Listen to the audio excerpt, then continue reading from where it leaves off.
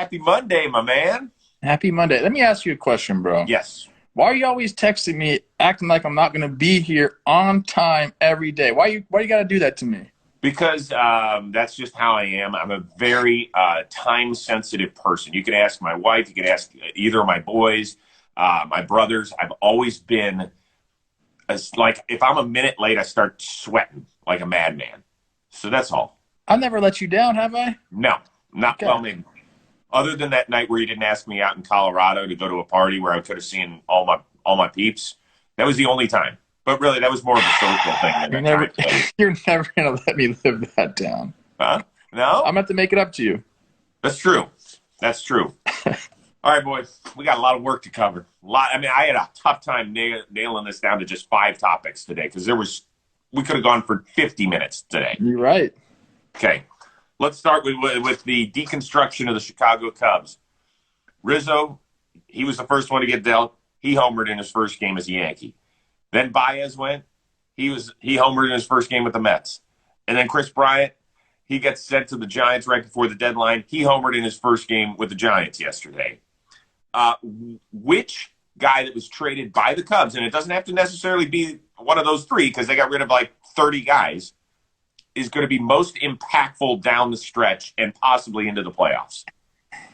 Well, I know you're going to hate this. I want to say something first before we get to that question. All these guys, usually when guys who have been on one team for a long time and they go to somewhere else, they always look weird in their uniforms. But they all look like they belong in these unis. Like KB looks great in orange. Yep. Baez looks like he's been a Met his whole career. I guess the pinstripe thing kind of is the same, so maybe that's not a big change. But Rizzo, too. And that's my answer to your question. I think Rizzo's going to be the most impactful. He's been the most impactful already. He also looks great in the Yankee uniform. So that's the strange observation by me. Like, that's what I was thinking this whole entire weekend. I was like, man, these guys look like they've been playing for these teams forever. Rizzo fits in perfectly with the Yankees. Obviously hits the homer in his first game, like you mentioned. I think they went and swept the Marlins over the weekend. And, he just brings everything to the table. Great clubhouse guy, can hit in that heavy right-handed lineup, brings the left-handed bat. But the thing that I think is going to play most is his ability at first base defensively. Yes. Like, that helps infielders so much. When you have a guy over there that can pick it and you can just wing the ball over there and he's going to make plays, that helps everything. So I think Rizzo will be the most impactful, and like I said, he already kind of has been. It's interesting what you said about the uniforms and how they look in them. Well, for Baez, first of all, it's the same colors. Yeah. And the pinstripe. So it does, like, if you're just looking up at the screen real quickly, you're like, oh, the Cubs are playing. Oh, no, that's actually the Mets at home. So that is interesting. Rizzo didn't need to shave or change his facial hair in order to fit in with the Yankees like that's a lot of guys. And Chris Bryant, I think you just put him in any baseball uniform. You're like, yeah, he's played there for a decade. So looks good. Yeah. For me, I'm going to go a little off the beaten path and say it's Craig Kimbrell. Even though the White Sox locked up the AL Central like 2 months ago, I think that 2-headed monster could destroy teams in the playoffs between he and Hendricks. People don't realize how great Craig Kimbrell has been this year. I know he made the All-Star team, but when you're on a mediocre team and you're doing what he does, it kind of gets overlooked. So very quickly, I think he's 23 of 25 in save opportunities. He's striking out 15.4 people per 9. He has the best WAR among closers. He has an ERA of .47, a WHIP of .67, and he has allowed 1 homer all season. That's Cy Young type shit out of a reliever. Like, we say how special the guy's got to be in order to win it as a reliever. This is special, what he's doing. And now to give Tony La Russa the ability to go either with Hendricks or Kimbrell on a given day, depending on where teams are in the order, look out. You better have a lead against the White Sox come inning 8 or you're in trouble. All right, I think you won that one. I think Kimbrell is going to be the most impactful. Way to go. He does not look normal in a White Sox uniform, so maybe that's why I didn't think about him. Okay, yeah. And you said 2-headed monster. That pen's got like 6 heads, dude. That's a great bullpen. They do. And they're going to be tough. Kopech got knocked around a little bit this weekend. Yes, they do. Bummer, Kopech, Crochet. They've got some guys that they can throw out there. And by the way, a starter's going to end up out there for the playoffs too. So the only bad thing with that, Chris, is now we're going to have to listen to how Tony La Russa is such a great manager. When he could go like this. That guy. No, we're not. No, we're not. All right, let's move on to arguably the worst story of the weekend. Fernando Tatis Jr. ends up on the injured list again with that bum shoulder. So the Padres lead for the second wild card is down to just 4 games over those hard-charging Cincinnati Reds. How worried are you that the Padres are going to miss out on the postseason party? I'm a little worried.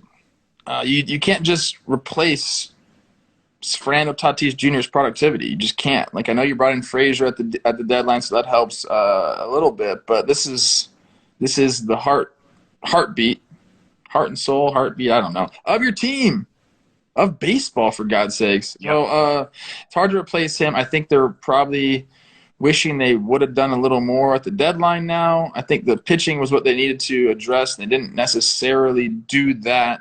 They brought in Hudson. But, if it was another team nipping at the heels, I'd be more worried. I'm still not necessarily a believer in the Reds, and they're the one closest to them. I know they've been going off 7-3 in their last 10, mainly because Joey Votto has just been absolutely crazy at the plate. So I'm like this much worried, Chris. Mm-hmm. I'm not like this much worried. I'm this much worried. Yeah, I would say I'm even less worried. And it has nothing to do with the Reds. I think the Reds improved their bullpen a bit, which I wanted them to do. We know that they can smack the shit out of the baseball, and their starting rotation has been pretty solid this year, and particularly since Castillo has become Castillo again. Yep. The thing with the Padres, Kim is going to slide into that shortstop position. He is not nearly the stick or the base runner that Tatis is. You don't need me to tell you that, or anybody that really, really is ingrained in baseball. He's excellent defensively. This team needs a guy that can catch the ball at that position right now, and it's perfectly fine. The rest of the guys are going to have to step it up. They also have 21 of their next 24 against losing teams. Now, a couple are just a game under 500. Like, I think they've got the Phillies in there and maybe one other team that's a game under 500, but they're still under 500. So the only winning team that they play in that stretch, I think they've got a 3-game set with the Dodgers, and that's it. So they can make a nice run against some losing teams here and be okay. Now, if Tatis goes under the knife, it's over. If he's not coming back this season, see ya. They might get in the playoffs, but they're not going to go very far. Sorry. I mean, I tend to agree with you. And I will say this, and Padres fans are probably going to hate this, I think he should have surgery. It's going to keep happening if he doesn't. Right. Well, like so real quickly, what is the difference for you that you know of with this sort of injury? Maybe you don't know. If he has it now as opposed to October, is he I've never had this injury, but I know people who have had this injury, and all they ever say is once you sublux your shoulder, it's going to keep happening. So we saw him make the adjustment from the one-handed follow-through to the two-handed follow-through, and it was an easy adjustment for him. He was still smacking the ball around, no big deal. But then, this time you saw all he did was throw his left arm down to get balance on a slide, and the thing pops out. So it's just going to keep happening. That's what everybody says about this injury until I think they can do some sort of shrinking of the capsule, that they can get it back in there or something like that. He's going to have to do it. Yeah. He's going to have to do it, and I know they don't want to do it during the season. They'd rather do it during the off season. But he's so important to the future that you just got to take care of this thing. Hey, one other quick thing. Matt Carrillo put in our chat, relying on one person to win the World Series, not a World Series team then. I understand your point, Matt. I'm going to disagree with you. I don't think the Dodgers would have won the World Series last year without the play of Mookie Betts. They had a World Series caliber team, but what he was doing defensively and on the base paths, I don't think they would have beaten the Rays and maybe even the Braves without Mookie Betts. That's not saying that they weren't a World Series team. That's just saying sometimes one player can make a significant difference in a short series. Oh my gosh, yes, of course they can. If teams are neck and neck and you have a guy just go off for a series, look what Joey Votto's doing for the Reds right now. One person can't carry you through an entire season. Yeah, obviously we've seen that with Mike Trout, but one person can carry you through a series. Yep. Can happen. Very quickly, I want to let everybody know that today's Instagram Live is presented to you by our friends over at Manscaped. Guys, we still have a whole month of summer left, or even 2 months. Yeah. Take care of yourself. Take care of yourself south of the equator, and that's what Manscaped wants to do for you. And actually, you can go to manscaped.com and you get 20% off and free shipping with the code word ROSE. I want to tell you a little bit about this. They've got the new Lawnmower 4.0. It's 9,000 RPM, motor-powered, 360-degree rotary dual-blade system. It's waterproof as well, so if you like doing your stuff in the shower, that's perfectly fine. In addition to the lawnmower, they got a bunch of other things that are coming their way. The Weed Whacker ear and nose hair trimmer. I got a massive problem with that stuff, so it really comes in handy. You've got the Performance Boxer Briefs and the Shed Travel Bag. Those are 2 free gifts. In addition to all this stuff, you've got the Crop Preserver, Crop Preserver Ball Deodorant, and the Crop Reviver Toner. So they're taking care of you. They're taking care of your business. That special someone in your life will love you for it. So once again, it's 20% off and free shipping with the code ROSE at manscaped.com. You'll be feeling fresh as can be. I manscaped this weekend. Thank you. The best. You should have texted me, and you should have used the code word ROSE for 20% off your first order and free shipping. We would have taken care of you. Okay, I already have one, but next time I will. Thank you. Let's move back to the topics at hand. Let's go. Speaking of injuries, our buddy Tyler Glasnow. He's going to have Tommy John. Now, somehow, the Rays actually swept the Red Sox and took over first place by a game and a half in the American League East, which is very impressive. But can the Rays actually win this division without their ace starter? Yeah, of course they can. It's obviously a big blow to them. We talk about it all the time. Most teams need 3 good starting pitchers to win a division, go far in the playoffs. But the Rays they look at pitching differently. They just look at innings. How can we get 9 innings in this game? Sure, it helps to have a starter like him go 7, so it takes some decision-making out of the equation. But I think this is kind of when they thrive, when they have to mix and match innings. And they do have someone who I want to bring up that, isn't Tyler Glasnow, but they need to step up, and that's Luis Patino. Got him in the trade with the Padres, and he started against the Yankees the series before last and dealt. Absolutely dealt on them. If he can step up and fill that role, that's a big help to them. But, again, this is the Rays, and they'll just find ways to get 9 innings worth of pitching, or 8 if they need it there at home. So they'll figure it out. I'm not really worried about them. Glasnow hasn't pitched since when? June 15th? Is that when it was?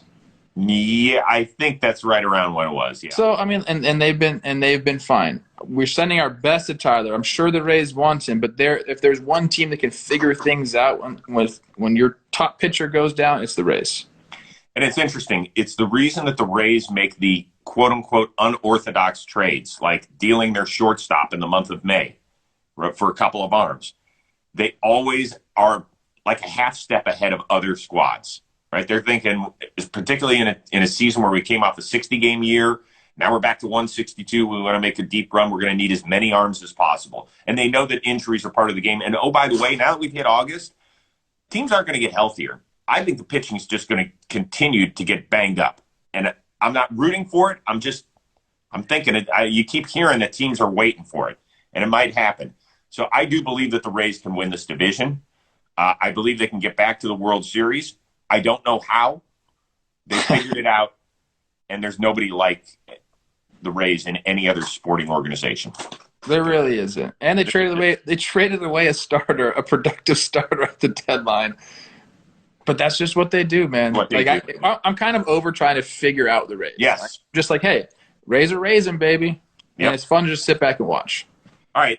Here are 2 names I never thought I would mention on the Instagram Live. Would you rather be Seby Zavala of the White Sox and be the first and only player to hit your first 3 home runs in a single game, or John Heim of the Texas Rangers, who hit back-to-back walk-off homers against the Mariners this weekend? It's an easy one for me. I'd rather be Heim with the back-to-back walk-off homers, and I'll tell you why. Hitting a walk-off homer is one of the coolest things you can do in baseball, and since he got to do it in 2 days. He got to go home the first day, watch the highlight, get all the praise on social media, show up to the park the next day feeling good. And usually that's where it ends. But then you go and do it again, and the whole cycle starts over. It's been a nice couple days for this guy. He's probably tasting himself, taste yourself, Johnny. He's got those highlights forever. Now, 3 home runs in a game is awesome, but you're kind of wasting those 3 homers all in one night. So I like the fact that you did it back-to-back nights. You get to have that taste yourself feeling for a couple days. So I'm definitely going with Heim. Not only because of that, because walk-off homers are just so awesome. You get to do whatever you want on the base pass. Like, you can do cartwheels if you want. No one will say anything to you. How many did you hit? Huh. Walk-off homers, I had 2. Who'd you hit them off of? Oh, one was off your Cleveland Indians. Shaw. Asshole, Brian Shaw. Shaw. Cutter, 95, cutter. 3-1, tried to front door with the cutter. I said, buddy, get out of here. And then the other one, laughing now, Kike Hernandez. Oh, my God. It was that crazy Philly game. Oh, my God. It don't matter who's on the mound. Oh, that is beautiful. I've had other walk-off hits, too, Chris. Those are just my walk-off homers. No, I get it. I'm not downplaying anything you did, man. They threw out a position player. You're entitled to go do that. Go ahead and wear that one proudly. I agree with you on Heim. He's the first rookie to ever have back-to-back walk-off homers, and he's the first player in a decade to do it overall. Do you want to guess who it is? What?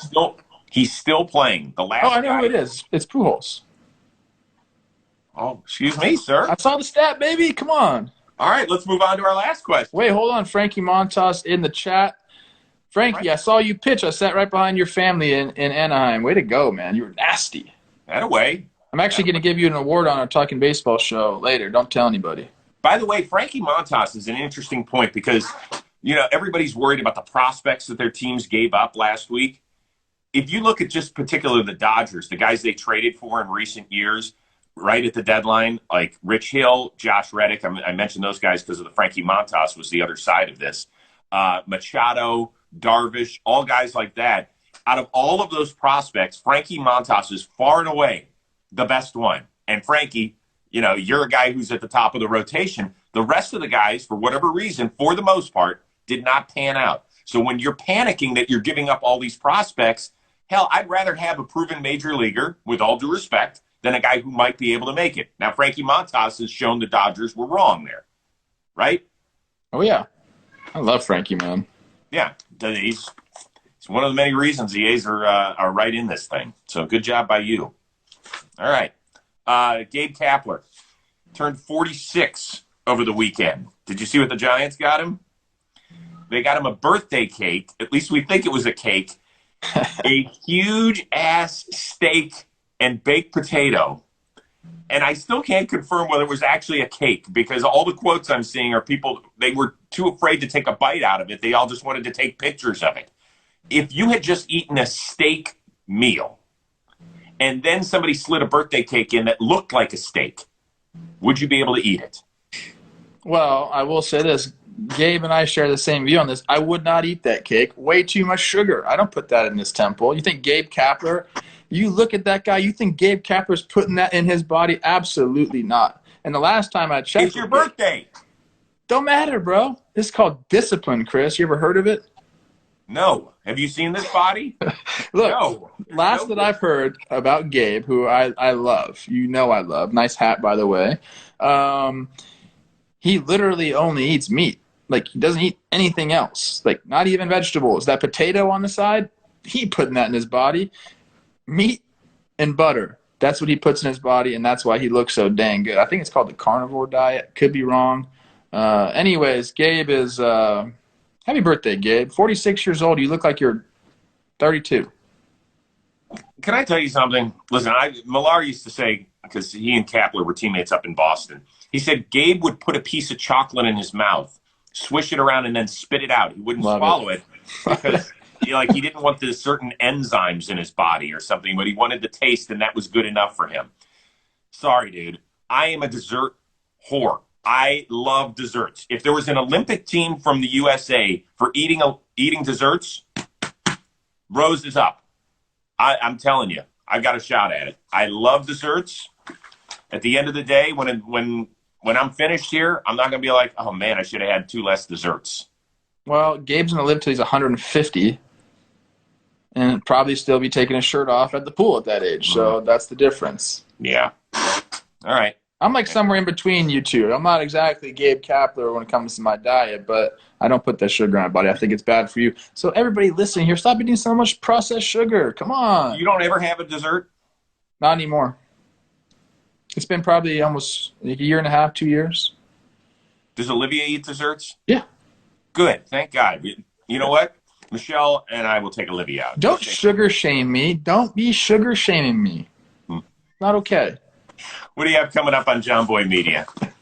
I'm running right outside right now to do our Talking Baseball recap. Mm-hmm. We'll go over all the games that happened over the weekend. It's my favorite episode of Talking Baseball is the Monday episodes because the weekend's so fun and all that good stuff. So I got that going on. Episode of Sequence coming out tomorrow. What about you? So I was reluctant to tell you on Friday who my surprise guest was because I wasn't 100% sure he'd show up. Now I understand. He was 10 minutes late to the conversation because he was playing chess. So Brian Wilson, we found him. You're welcome, America, as he would like to say. That's why I'm wearing the Giants lid today. We cover it all, where he is in life right now, whether he enjoyed being Brian Wilson back in the day, the fear of the beard, the whole thing. Does he have any regrets? How was his relationship with Bochy, his teammates back then? How is it now? I forgot that he came up when Barry Bonds was still a Giant. We talk about his relationship with Barry back then. You won't believe what he's doing now. He looks a little bit different. And yes, we do cover the machine. Everybody, we do cover the machine extensively, that part of the conversation. It was a blast catching up with him because he and I used to do an online show together when I was at Fox. Just like me and you. Yes, exactly. So we used to do and back when it wasn't nearly as popular and I will say this about Brian Wilson. I'm very interested in him. Yes. Like, there's not many people I'm interested. I actually don't watch a lot of, interviews and stuff like that. I'm just not interested that much. But Brian Wilson, for some reason, is one of the guys I'll sit and watch that interview. And I highly suggest, I know that you could either digest it, podcast-wise, just audio only, or you can go to our YouTube channel. I suggest watching this one on the YouTube channel just for a lot of his facial expressions and kind of where he takes us visually with a lot of his answers. I need to hang out with him. It was a great hang. It was a full hour. We could have gone longer. It was really, really cool. I don't think he liked me for some reason. I'm just not – I don't know. I get that gist. Maybe that's why I'm intrigued with him because I feel like he wouldn't like me and I have something going on up He here. probably would like you right now. He's on a plant-based diet. I imagine he's not putting any sugar in his body. We could hang. Probably. All right, listen, dude, have a great, great day. We got some great series coming up this week, starting off with the Dodgers and the Astros tomorrow. So I cannot wait to break it all down. And I'll listen to your Talking Baseball later today, all right? Thank you. Shout out T. Hearn. He's in the chat, too. Hearn Hunch, baby. Let's go. Nice. Sorry your boy Gibby had to leave. Gibby looked great, by the way. I'll talk about it on Talking Baseball. See you guys there. We're going live. All right. Peace, everybody. We'll see you.